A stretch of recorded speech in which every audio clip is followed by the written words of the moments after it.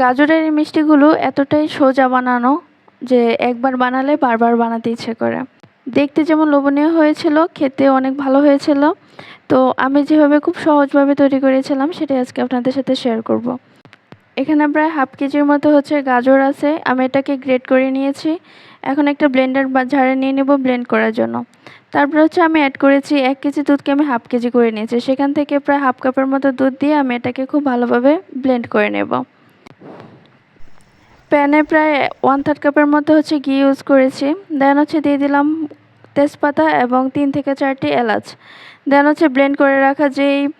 Blend করে রাখা গাজরটি দিয়ে খুব ভালোভাবে আমি এটাকে শুকিয়ে নেব। গা থেকে যে এক্সট্রা দুধটা আছে সেটা শুকিয়ে নেওয়ার পরে আমি এখানে অ্যাড করে দিচ্ছি হাফ কাপের মতো আগে থেকে জাল করে রাখা দুধ।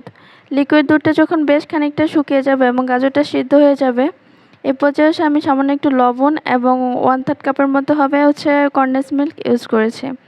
যখন এটাও শুকিয়ে যাবে দেন ইউজ করেছি ড্রাই ফ্রুটস। আপনারা আপনাদের ইচ্ছে অনুযায়ী ড্রাই ফ্রুটস এখানে ইউজ করবেন।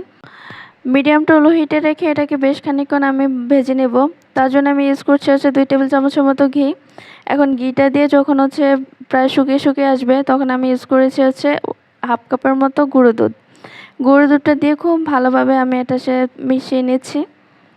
তো এবার ঠান্ডা হওয়ার পরে গোল গোল মিষ্টি শেপ করে দুধের ভেতর গড়িয়ে গুঁড়ো দুধে গড়িয়ে নিলেই কোট করে নিলে তৈরি হয়ে যাবে মজাদার মিষ্টি।